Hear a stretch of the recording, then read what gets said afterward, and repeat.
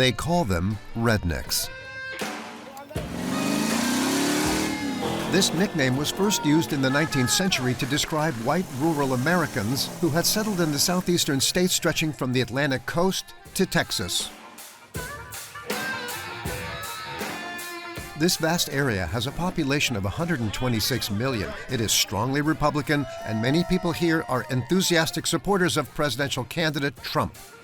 There's something in the air, hopefully a big change coming in the wokeness and stupid stuff that people are doing right now across all of the major cities. These conservatives believe that Trump represents their best hope of preserving their evangelical Christian way of life. Jesus made a weapon. That's why we believe in the Second Amendment, all right? The Second Amendment protects the American citizens' right to bear arms. For these rednecks, it is fundamental to their constitutional freedom.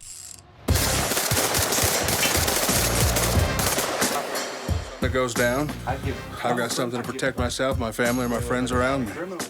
And once a year, this staunchly conservative area welcomes the craziest Redneck Festival in the country. We filmed across rural America in search of the famous rednecks. People who love their trucks and every kind of excess. God bless America! This is like the Super Bowl of redneck events, okay? You don't get no better than this. Titties and beer. America's economic success has passed them by, and millions of them are struggling. In Kentucky, the opioid crisis is wreaking havoc. I can guarantee you that there's an overdose happening right now as we speak. Yeah. Somebody's dying right now because of this disease. Against the backdrop of these shattered lives, a patriotic new genre of music is becoming popular among rural white young people: country rap.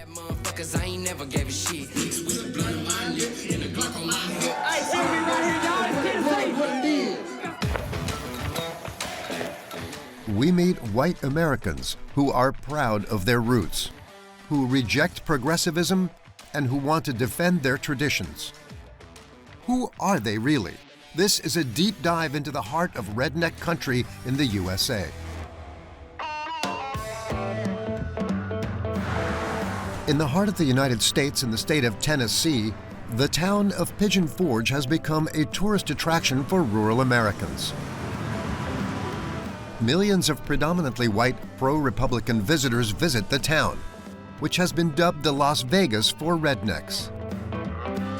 The most popular souvenir shops here are Trump-themed and are entirely devoted to the cult of the former president. Cody and Mindy, both 54 years old, run this memorabilia store. All right, let's check these out. I got a 2X, small. We need to put them in order. I know, that's what I'm doing. We are gearing up for a big election year, so we are trying to get more and more shirts in, more sizes in. We need a bigger building. We need a bigger building. Very well. They are expecting this year's presidential election to double their turnover. I like the green. This is the most important election of any time and probably will always be the most important election. I'd rather be an American than a Democrat. No, very simple. Perfect. I wanted to get. Cody used to be an IT professional, but now he spends his days printing T-shirts. This couple are originally from Arizona, but 2 years ago they left their families and their jobs behind to devote themselves to their idol. I actually could care less what people think about Donald Trump. I don't care. I know in my heart what I believe. I know my truth. They're listening to the wrong information. They're brainwashed, and I will support Donald Trump till the day I die. Their top-selling items include these Trump 2024 flags, as well as these onesies for newborn babies. It was my favorite when I saw it. Yeah, because I'm a patriot, and we need a patriot in the office. That's why. We're hoping that it'll be born on Trump's birthday. Hey, yeah, that'd be cool. $16 for a Trump onesie. But no price is too high to support their hero. They believe that Trump is the only hope for the future of America. Like, what can you do, like, to prevent it from happening again? That's the thing. I don't know. That's so scary. I think there'll be a civil war if it happens again. That's what I think. I don't think people will sit back and... Yeah, we just pray that there'll be some change. Yes. And we got to save this country. It's the bottom line. We got to save it. If we keep going this way, we're gonna be at war for sure. Whether it's civil or World War III, it's gonna happen. They combine the dread of imminent disaster with a fierce hatred of the Democrats. Trump will be relying on his most faithful supporters, the millions of ultra-conservative white people ready to do anything to safeguard a certain vision of America.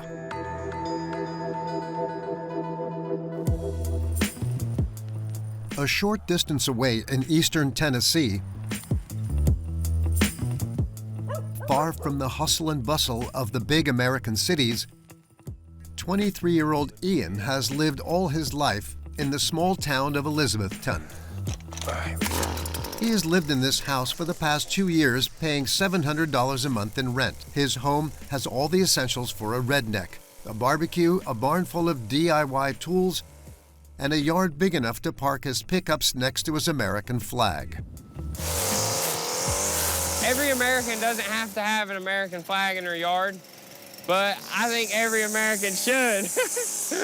Every American should have this flag in their yard. Like many other local young people, Ian dropped out of education after graduating high school and has done a succession of jobs since then. Sometimes I get paid to cut grass. You know, if you're known as that guy that cuts grass, that's a trade and a way to make money right there. It can be hard to live here, but for most people, we get in a routine of surviving. Most of the people are just getting by paycheck to paycheck, working, doing the trades they know how to do to feed their family.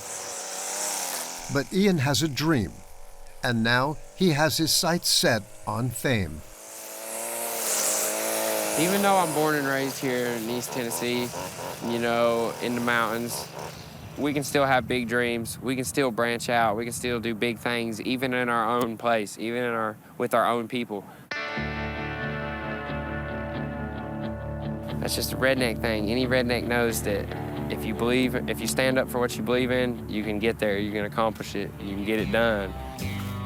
Ian is hoping to break into the music industry. Thanks to a new genre of rap music increasingly popular in the southeastern states, his American dream is within reach.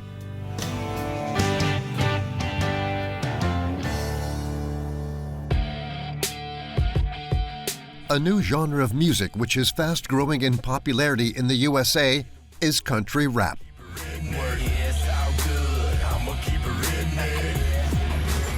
It blends hip-hop with the instruments and sound of the American heartland.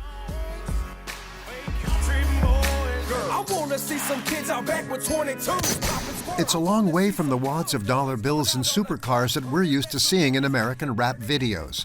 These videos show muddy pickup trucks and unashamed American patriotism. Trust me, I'm proud to be. We call America. We are America. They proudly fly the Confederate flag, a controversial symbol in the USA as it is seen as racist and pro-slavery. And they celebrate being able to carry guns. Ian, who uses the rapper name Shocka, is a rising star in the movement. Everything flies here in East Tennessee. With the blunt in my lip, and the Glock on my hip. I'm the square bow stunner, what it was, what it is. A proud flag bearer for red state Republican America, his clips have over 1 million views on social media. Right on the windshield.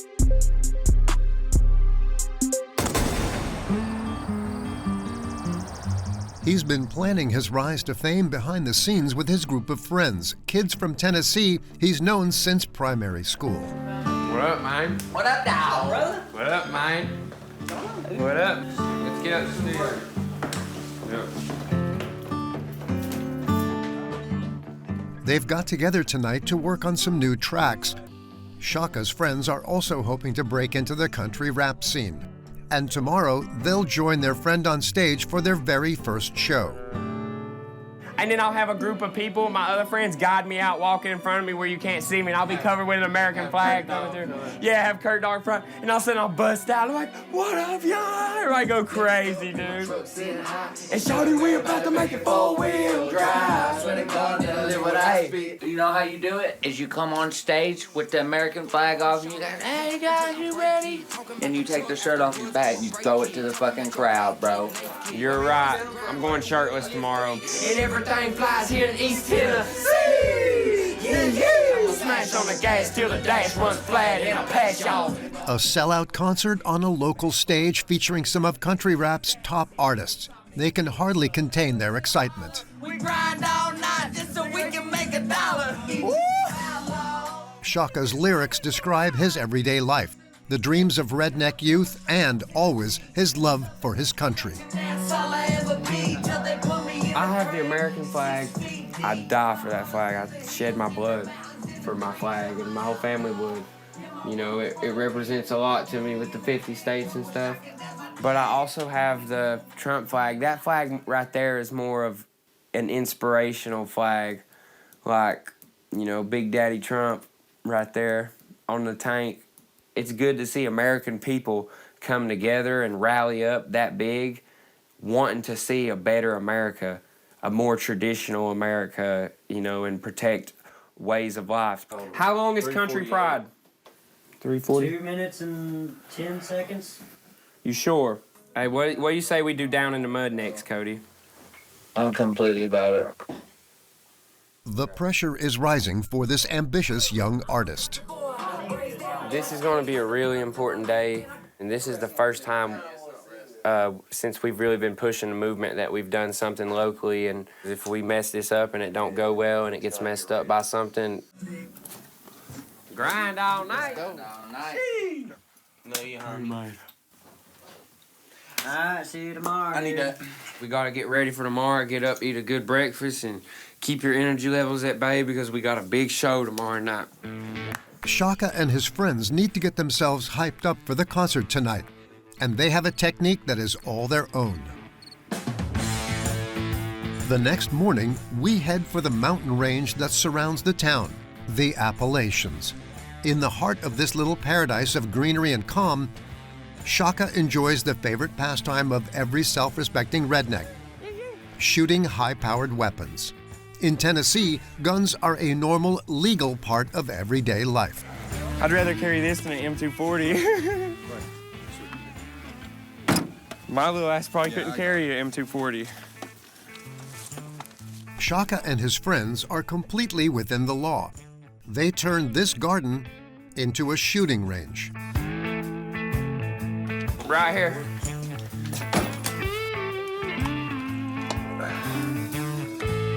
I guess let's make sure we got everything. We got to take that on the plane. All right, guys, ears on. Yeah, we'll shoot up here. Ears on, guys. Let's go.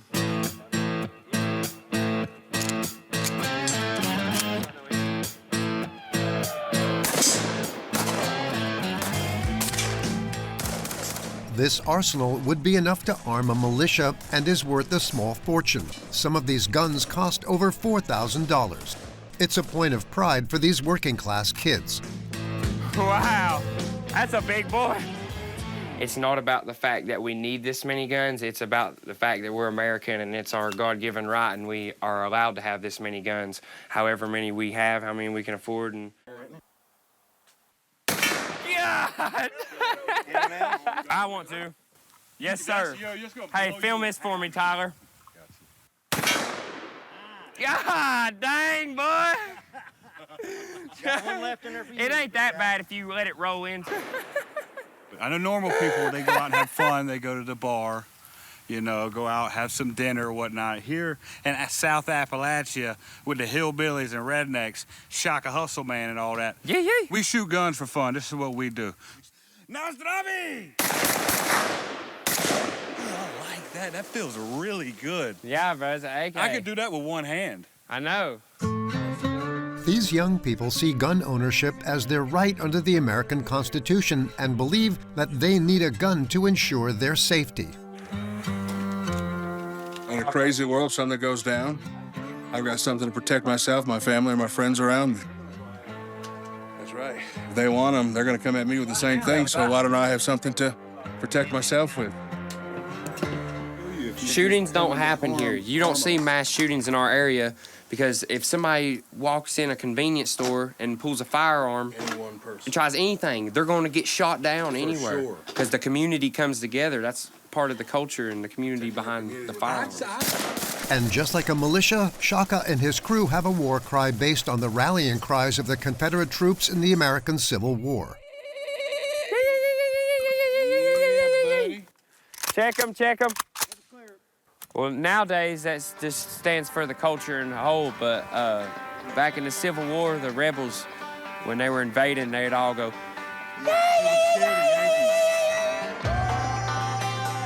Shocka hopes that one day he can conquer America with his music rather than taking up arms for his country. But in these counties where young people have little else to do but drive with their pickups in the mud, big dreams are often dashed.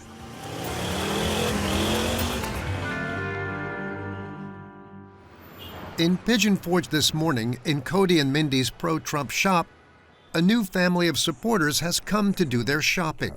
The Peters family are staunch Republicans. All right, you ready? Yes. Let's check this out. This is awesome. Say hi, Trump. Hello, welcome in. Hey, thank you so much. This place is amazing.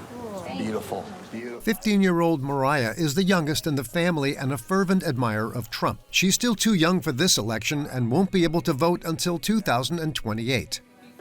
Just the things he stands for. He doesn't like abortion, and he just wants to keep it America and what America is truly supposed to be, and a free country. So I like this one. Do you? Oh, you should get it. Yeah, they have a small size. So would you wear it? Mm-hmm. A lot. It's so cute. Uh-huh. It has the right year, too, 2024. Yeah. I love it. All my friends are also like Trump supporters, and this unconditional love for Trump comes straight from her father, 49-year-old Ken. I want to get a selfie with me and Trump. I'll get it. Oh, you're gonna selfie. I'm a selfie with me and Trump. Excuse me. I am a huge fan of President Trump. He's a fighter. He's a modern-day Winston Churchill. I love the guy. So hope he gets in November. Come on. Because Ken Peters is not just any Republican activist. He is first and foremost a man of faith. He is an evangelical pastor and runs his own church. In Tennessee, deep in redneck country, religion is everywhere. Ken lives in Knoxville, the former state capital. There are more than 700 churches here, but Ken Peters' church still stands out with an American flag on the roof. He calls it the Patriot Church. Save us. That's what Hosanna means. It's come, Jesus, quickly and save us. This Patriot Church attracts hundreds of faithful worshipers.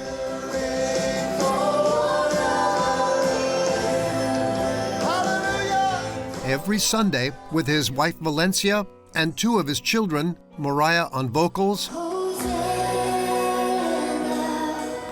and his son Micah on the piano, he preaches the Word of God. But not just the Word of God, because Ken uses the Bible to support his own political beliefs. So he walked into the temple. The first thing he did, the Bible says he went and he made a whip, like Jesus made a weapon. That's why we believe in the Second Amendment, all right? Jesus made a weapon, the Bible says, and then he went after the thieves and the money changers and the swamp, and he got them out of his father's house. Why? His faithful congregation completely approve of this right-wing interpretation of the scripture. You know, we believe that the Bible says marriage is between a man and a woman. So if there are things that we can go and you know, show our support to I guess a politician who is fighting for those things, then we could do that. Does that make sense? We're a different kind of a church because we unashamedly say that we are going to involve ourselves in our nation's politics. While I'm on earth, America is my home. And this is where my kids live. We need to care about that. And Antifa is not going to save us. Black Lives Matter isn't going to save us. The Democrats aren't going to save us. So the church is the one that has the answer. Ken Peters' commitment to Trump went so far that he personally took part in one of the most serious political events of recent years. Thank you, Jesus. Hallelujah. On January 6, 2020, he marched on Washington following the call of incumbent President Trump to contest the election results. We will stop the steal. The pastor even stepped up to the rostrum and riled up the crowd. Culture war. We will rise up in this time, and if we don't hold up the shield of faith. 2,500 people were involved in the assault on the Capitol that day. The images shocked the world. But the pastor is still sure that the election was stolen. You're telling me he got more votes than Obama? No way. President Obama was a rock star. I don't like President Obama at all. He's the worst ever. Lit the White House up in pride flag colors, made gay marriage okay. But there's no way Biden got a lot more votes than President Obama. Not a chance. The pastor is openly homophobic and believes in any number of conspiracy theories. The election of Joe Biden was unbearable for him.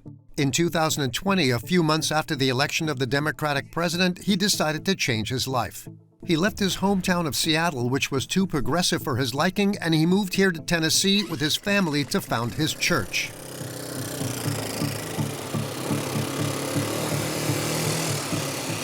Come on, buddy. You want to get some more water? So we got on Google, and we Googled most conservative red states, and Tennessee was top 5. Like walking over that, this we can walk. So it's absolutely nuts that we had to move so far away, all the way across the country, to feel like we are living in America. We wanted that old-fashioned America where you go to church on Sunday and we sing the national anthem. We don't wave pride flags, we wave the American flag. And so that's what we found here in Tennessee, the real America. Every year, more than 2,000 people like Ken Peters flee Democratic states to settle in Tennessee or Kentucky, the new promised lands of Republican rednecks.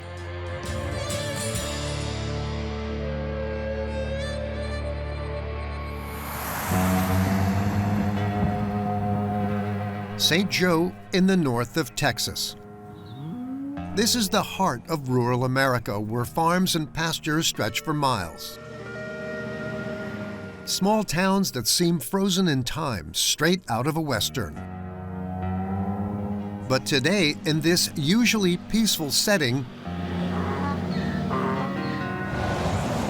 we find an endless parade of caravans, trucks, and trailers. Because in just a few hours, it's time to get started.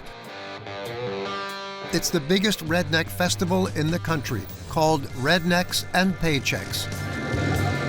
The 10,000 participants have paid $800 per person to enjoy 4 days of Southern festivities. On the campsite, the first festival goers are getting busy. Among them, Gary, a 43-year-old Texan who is maneuvering his $40,000 monster truck. Get it big or no? You get it? Sometimes it'll roll back, sometimes it won't. Gary works as a site manager and hardly ever takes holiday, but he never misses this festival. I ain't get to hug your neck yet. What's up, bro? I know, right? What's up, homie? Sorry we was late. Oh, that's all right. Y'all better get y'all's asses out of bed next time. Words can't even describe that. We look forward to being here twice a year, every year. We get all of our friends together. As you'll see, I mean, it's just the amazing family and friends that come together. I wait for this for months to get here. This is my home away from home. This father of 4 comes here every year to the same spot with his gang of 15 friends. He even met his wife here. Nicole is in the kitchen, preparing a typical Southern dish for them. It's not exactly calorie controlled. Shredded chicken, a packet of ranch, cream cheese, a stick of butter. And one jumps, oh, that's good, you can come in. And then it don't work for any other dog. the sauces is what makes it different. It's only 11 in the morning, but the friends are already drinking beers and every kind of alcohol. Yes. Little whiskey in the morning. makes for a good day.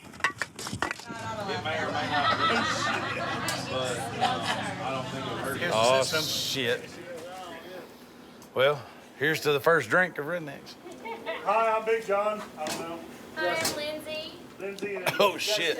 God damn. It's a peppermint whiskey, and it's not good. But it's good for That shit burns. Joe, Gary's longtime sidekick, needs to get things started with the essential Redneck Festival accessory.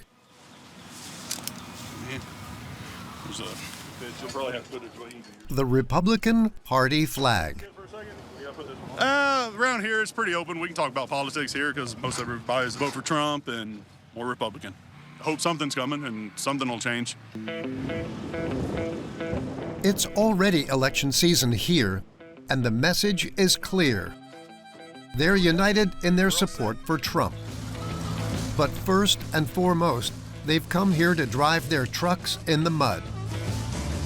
They head to the other side of the park to watch the mud truck race.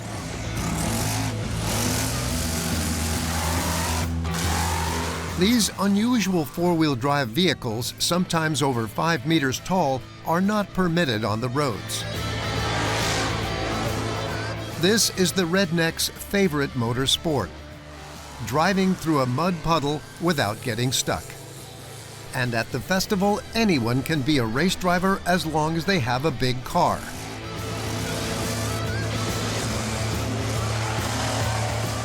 Gary can't wait to put his new truck through its paces.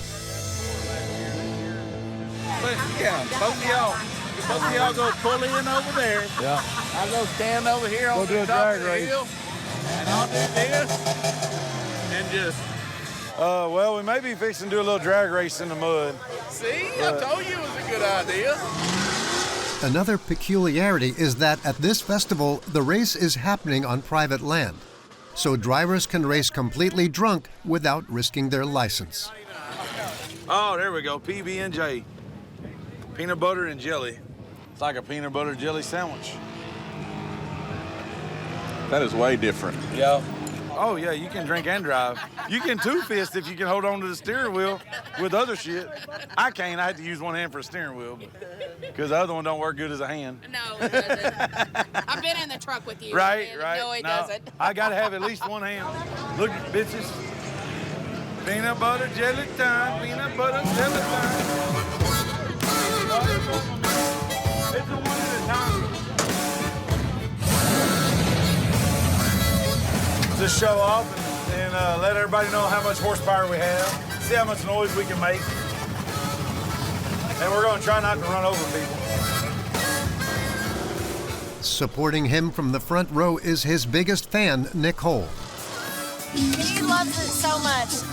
He lives for this twice a year. It is the only time he doesn't have his phone on. It's not on constant work. And people, I love it. If nothing else, for that, I love it. The trouble is, after a few rounds of drinks, Gary's reactions are a bit slow. Meanwhile, Nick, on the other side of the course, gives the signal. But Gary misses his start, which gives his friend the chance to seize the lead in front of the rest of the group.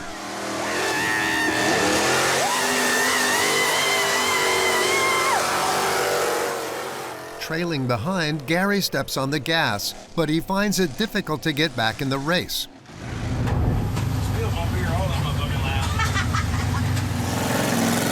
A crushing defeat for this redneck. Next time, he will need to choose between drinking and driving. I know. I was waiting for him to give you a thumbs up. Hey, there's no... That's my own fault. There's I no fucked friendship up. in drag No, race. I fucked up. That's my nigga right there. Right there, boys. Yeah, Get yeah. right there, boys. I lost. Because I'm a bad race car driver. But I had a fucking blast, though. We're going to do it again. You can count on that. That's some good-ass racing. Love you. But as night falls, the festival gets rowdier. And thousands of rednecks, under the influence after a day of drinking, are ready to cut loose. Gary brings out another of his favorite toys. You gotta check things out for them so that they're safe when they're out there. Make sure everything's working like it's supposed to. A pink pickup truck with a pole for dancing in the back so that his wife and her girlfriends can enjoy themselves. He's gonna back up a little bit. I gotta get out of the road. Becca is the youngest of the group, and she'll be driving tonight. Girls! Hey, let's load up! The 7 girls dressed up for the occasion take their places on this dance floor on wheels. Sheila, a 43-year-old shop manager, is hoping to be the star of the evening. Are you girls ready? Yeah! All right, let's go. They're headed for the Titty Road. After dark, this long main road becomes a redneck cabaret.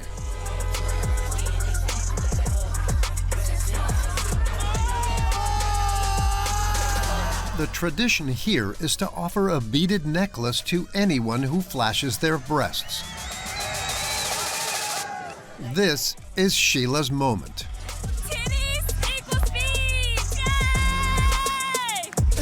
He's always killing it, though, every time we're here. See, she's getting me down. Still. For one night only, this mother of 2 throws caution to the wind. The 40-something lets loose, giving it her all to get as many beads as she can.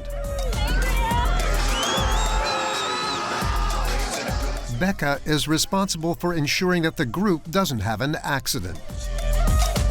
I just get scared like I'm gonna run somebody over or something. So that's why I stand like this and I have a foot rest on this side so I can stand and like be able to see on that side to see if I'm gonna hit somebody or like what we're doing. After an hour of driving, she can finally breathe a sigh of relief. That'll do it for now. That was stressful. I'm ready to get out and have fun. Back at the site, the redneck party is in full swing.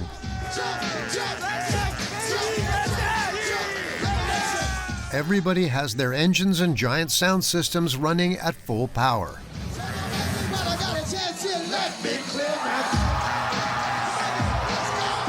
Gary comes over to Becca to check on his pickup. Work out okay? Oh my God, yes, but we were stuck over here almost the whole fucking time.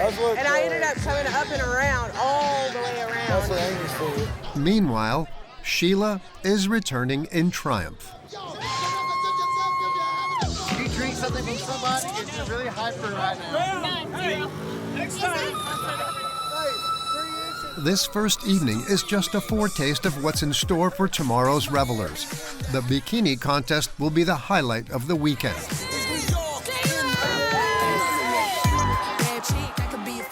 But while these relatively well-off white people can afford to let loose at a festival, others in the South are finding life much more difficult.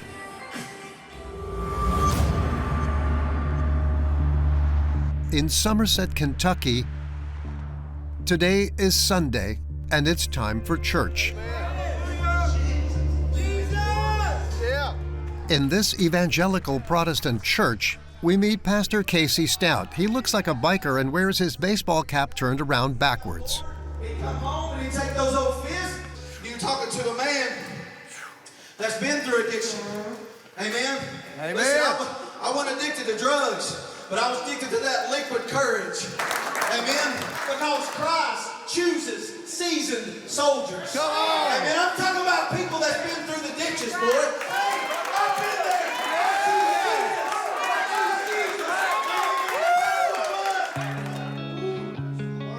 His congregation are all drug addicts or people who have suffered from addiction in the past.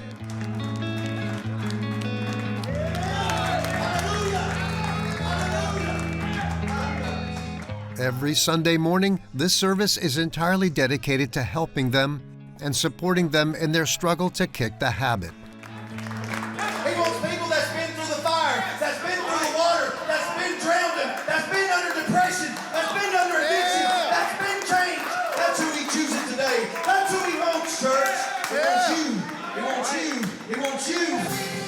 over 3 hours, the faithful worship and share their feelings to the sound of Christian pop music.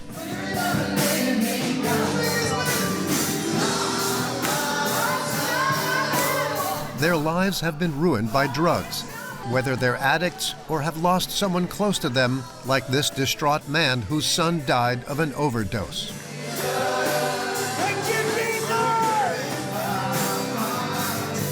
Among these drug addicts, Chance 39 assists the pastor and shares his story of struggling with an addicted family member.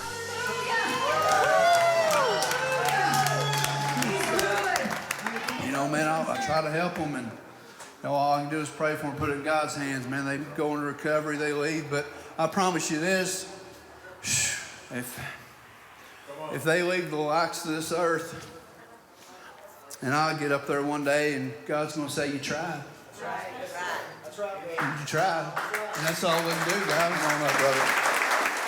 This father of two has become a pillar of the community, but for 20 years he was addicted to opioids.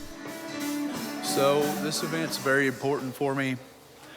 Not only does it strengthen those folks, it strengthens me. You know, I see people that come in here that may just be clean a day or two. So that's why it's so important to me to be able to pour into them and let them know that, you know, you can do it too. Unfortunately, Chance's story is all too common. All the local teenagers follow the same path. First joint at 14, then alcohol, before falling into methamphetamine and opioids. In these redneck states of the South, hit by deindustrialization and poverty, young, unemployed white kids manage their boredom with drugs. The figures are alarming and among the highest in the country. The small state of Kentucky is the fourth most affected by opioid overdoses, with 2,130 in 2022. Chance's story is a miracle. After having been in prison and living on the streets for over a year, he has now found a job and has even been able to buy his own little house. He's been sober for 4 years, but he fights against his old demons every day. This is not a beer. This is a soda drink. This is made in Kentucky. I had to come to realize that I'm one drink away from losing everything. To keep himself on track, Chance often looks back at photos of his past life to remind himself how far he has come. So these are just a few of my mug shots. Unfortunately, I had more. You can just see in my face, I mean, hopeless. On meth real bad right there.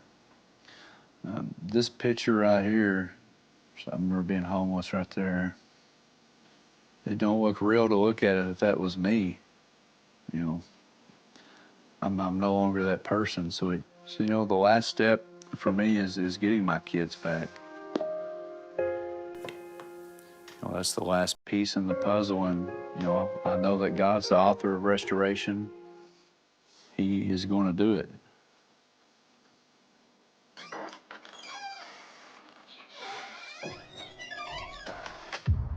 Chance, like many rednecks, finds inspiration in his faith, and now he wants to spread the message.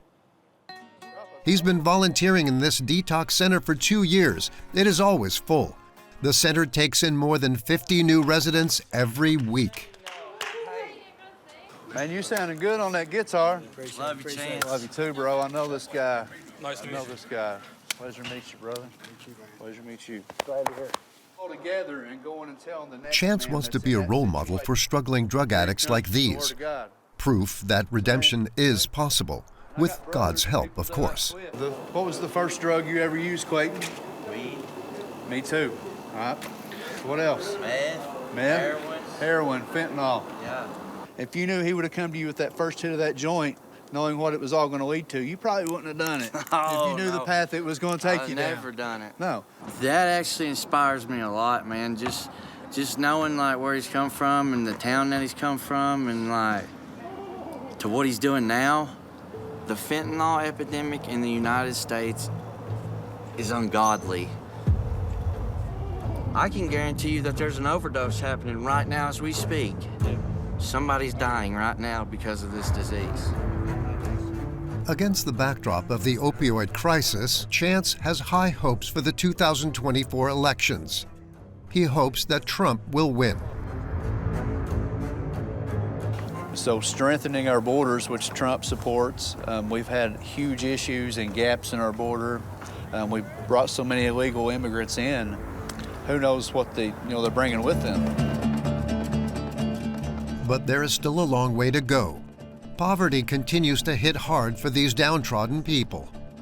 In these counties left behind by the American dream, the poverty rate is 3 times higher than the national average.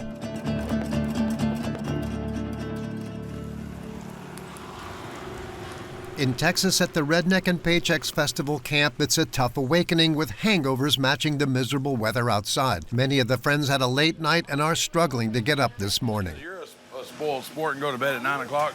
So you're at least 30. Gary is already on deck cooking breakfast. The menu is classic redneck cuisine. Omelet, fried onions, biscuits, and of course, bacon. This is definitely not the healthiest breakfast in the world, but it is delicious, and that's all we care about out here. You guys start out with good breakfast because that way you can drink more later today. Gary finally has a chance to listen in on last night's gossip. And this morning, all anyone wants to talk about is Sheila. I said, they told me don't let her go back down there. Shayla goes like, I know. I tried to go and you said, no, go back. You're not going again. They were not. Those guys, though, were, I was literally afraid they were going to they were like, all over you. In fact, we can hear you 50 yards out screaming all this. And you came back and you're like, hold on. You did this, and you pulled freaking Gary's whip down and threw him over, and Ken's like, that's not even half of them. But yeah, sitting out here listening to all these guys, I love the stories every day because you don't get to see everything that goes on, but you get to hear the stories of what everybody's doing and what they did all night and all that stuff. It's hilarious. I'm awake. I'm dragging this morning. I'm dragging this morning. How was last night? A fucking blast. It was a blast. All right, y'all, breakfast is served. Get your plate. While Gary and his friends are recovering from the night, 2 other festival goers are raring to go this morning. Are you ready to go? Fucking ready. Let's roll. Let's roll, baby. Come on. Fuck yeah, we are. Cassie and Drew from Dallas, Texas have just arrived and are ready to party. But sometimes you gotta keep some things on the DL, you know. Yeah, I mean, what happens at Rednecks with Paychecks stays at Rednecks with Paychecks. Like Vegas. Exactly. The weather is such shit. There's no girls running around showing their titties because it's cold, it's muddy, it's wet. So people are gonna be excited as fuck tonight to see some titties. The 2 friends never miss this festival, but this year they haven't just come here to party. Tonight, Cassie, who is a professional club dancer, wants to try her luck at one of the craziest competitions at the festival. Did you get it? Boom. This is actually one day out of the whole year where I really can cut loose and just enjoy myself. So this evening, we also have something coming up. Tonight is the Rednecks with Paychecks bikini contest. Da-da-da. I'm very competitive. Of course, I hope to win. First place means $5,000. I mean, that's worth it to come out here and, get a little mud on you, get a little rain, In fact, the prize is $7,500. That's a lot of money for a single mother with a teenage son. Cassie knows that she can count on the unfailing support of Drew, her best friend. A few minutes later, in her caravan, That's my old stripper name, thank you. Cassie puts the finishing touches to her makeup. I feel rushed because we now have 20 minutes and I thought I had 40. But other than that, I feel fucking great. I'm excited. I'm ready to roll. It's gonna be a great night. Tonight we have the $7,500 payout bikini contest. It is about to go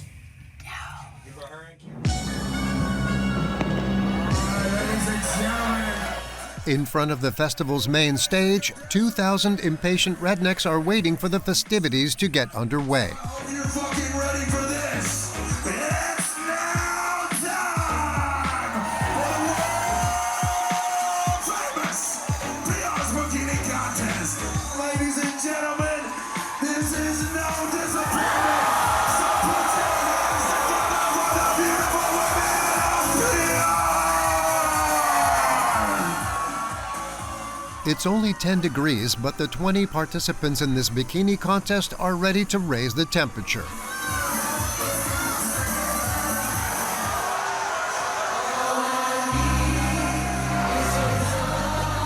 Festival goers are keen to get in on the action. Rednecks like everything on a woman, but they especially like a big booty. Big booty, big tits. The contestants each get 2 minutes to win the public over with a performance of their choice. This sound level meter will decide on the winner. So the louder the crowd is for the girl that they want to see, it registers on the decibel meter, and that's how I decide. Oh yeah! They all have their own gimmick. Stars and Stripes bikini, cowboy boots, or MAGA hat, combined with some very steamy choreography. God bless America! Wow! Drew is waiting for Cassie's performance, but he doesn't miss a thing. Now it's time for his friend's moment in the spotlight. Yeah! All right, y'all lay down on me now. Party people, who wants to see Cassie?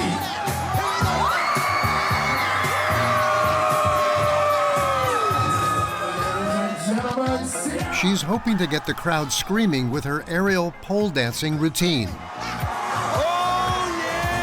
She went all out to win.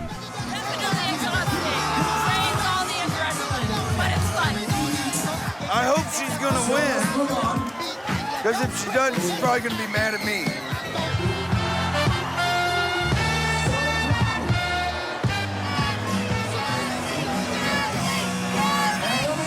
Thank you guys so much for coming out. Put your hands together for all fucking women tonight and give it up for Sierra! Sadly for Cassie, the grand prize of $7,500 is won by another contestant. I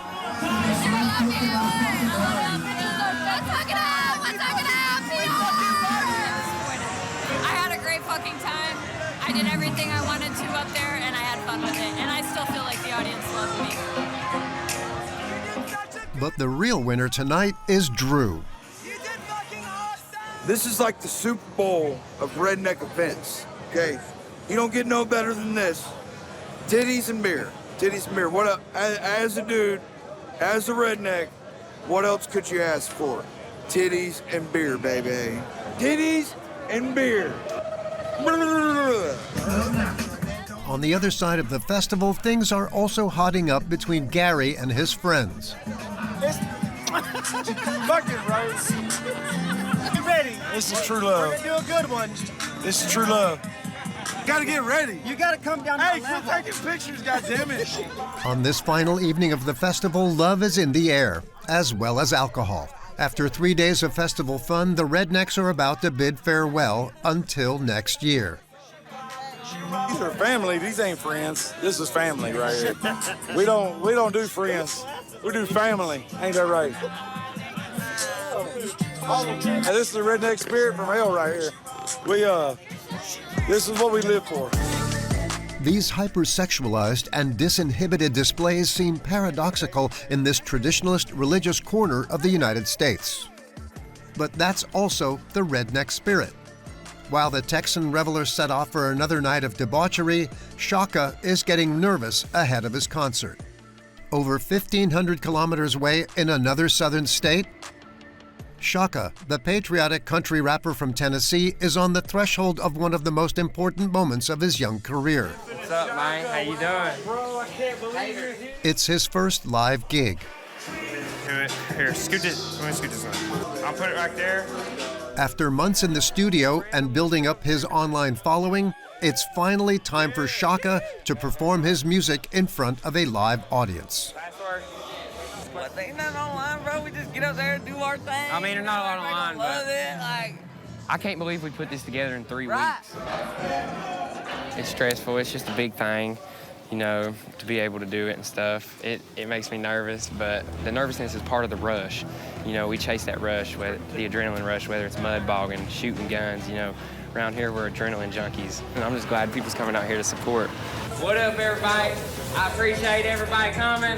We're gonna have a good time. We're gonna turn up. We gotta put on for East Tennessee. It's warm as hell today. His friend Luce is on first, performing his track, This Is America. This is America, call it the home of the free. Thankfully, a lot of people still think like me. In America, where our clips they full and you can't take our guns, cause we ain't no fools. This is America, come on! Because we almost out of time. Definitely the perfect country rap show. This represents East Tennessee more than anything.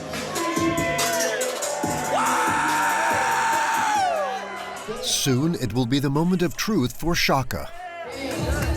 I love you, bro. We got a long set. It's gonna be hard. We got a long set. Drink this. Great, bro. He's got more. Y'all ready for the fastest growing rap artist in country rap?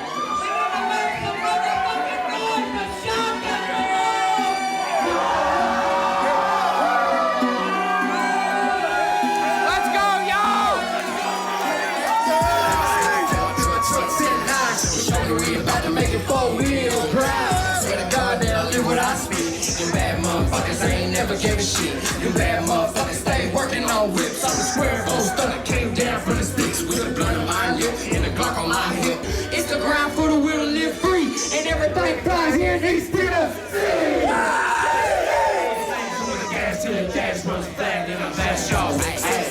In front of an audience who share his redneck culture, Shocka feels comfortable about expressing his opinions.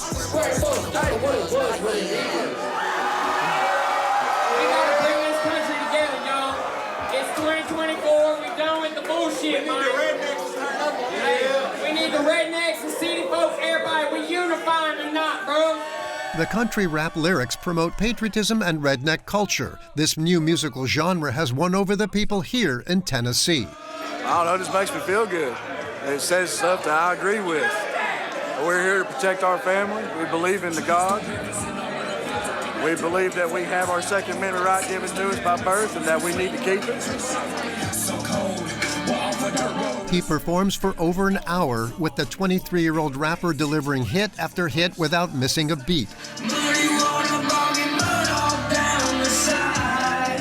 This music inspire people and have people enjoy what I do and do shows like this and have fun with my people. It is like a redneck dream because, you know, this is what I want to do and I'm grabbing it and I'm just trying to inspire people and stick to my roots and spread the culture and do what I love. Like many young rednecks, Shocka is dreaming of success, far from the big cosmopolitan cities of the North, while remaining faithful to the rural traditions of white America. This ultra-conservative population has already sided with candidate Trump and will be a powerful ally in his presidential race.